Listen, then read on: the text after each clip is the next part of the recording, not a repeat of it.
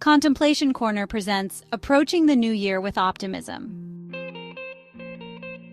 The new year often feels like a fresh start, a chance to hit the reset button and approach life with renewed energy and hope.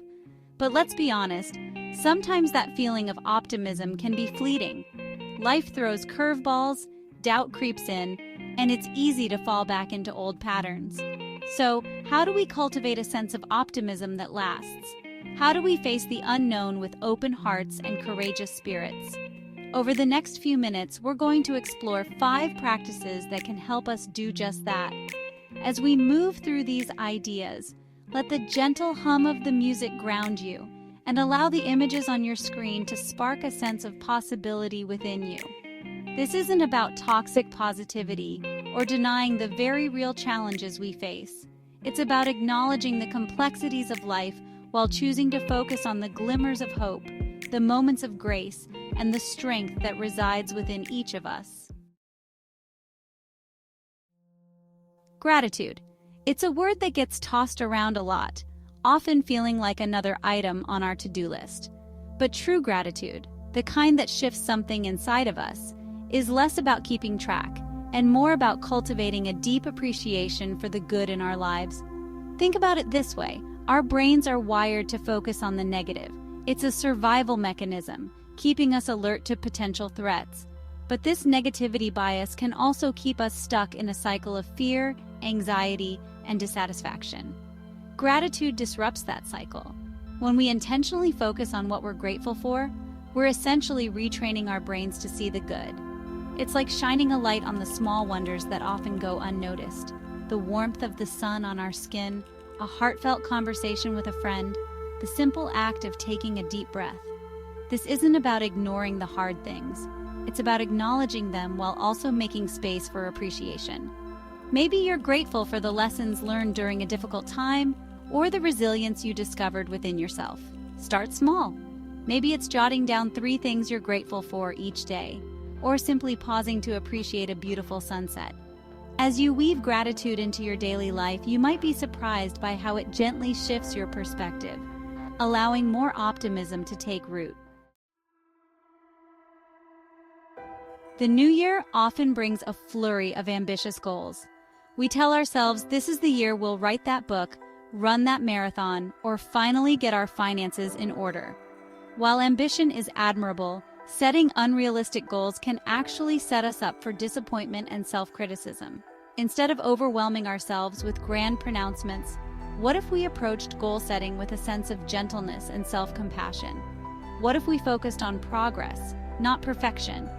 Start by breaking down larger goals into smaller, more manageable steps. Instead of aiming to write a whole book, maybe the goal is to write for 30 minutes each day. Instead of a marathon, maybe it's starting with a walk around the block and gradually increasing the distance. Remember, progress isn't always linear. There will be setbacks, detours, and moments of doubt. Give yourself permission to adjust your goals as needed and celebrate each milestone along the way.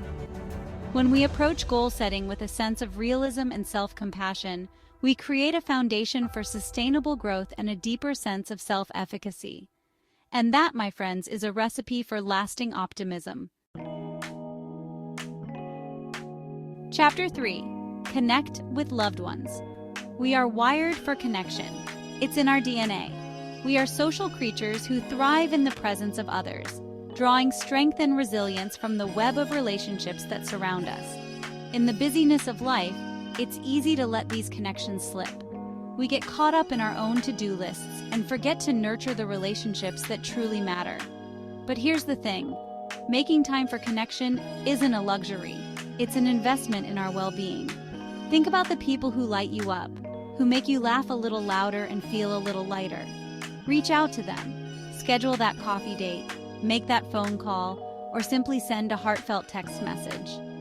Let's be honest, vulnerability is scary. It takes courage to show up authentically and let others see our true selves. But here's the beautiful paradox. When we allow ourselves to be vulnerable, we create space for deeper, more meaningful connections. So this year, let's prioritize connection. Let's create space for laughter, shared stories, and the kind of soul-nourishing conversations that remind us we're not alone in this journey. Chapter 4. Take care of your physical health. Our minds and bodies are not separate entities. They are intricately connected, constantly influencing and informing one another. When we neglect our physical health, our mental well-being suffers, and vice versa. This isn't about striving for some unattainable standard of perfection. It's about treating our bodies with kindness and respect, nourishing them with movement, wholesome foods, and adequate rest. Movement doesn't have to mean hours at the gym. It could be a walk in nature, a dance class with friends, or simply stretching your body after a long day. Find what feels good for you, what makes you feel alive and energized. Nourishment goes beyond calorie counting and restrictive diets. It's about choosing foods that fuel your body and mind, foods that make you feel your best. Listen to your body's cues and honor its needs.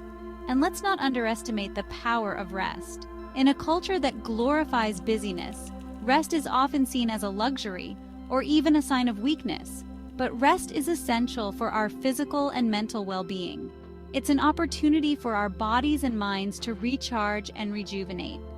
This year, let's approach our physical health with a sense of self-compassion and a commitment to making choices that support our overall well-being.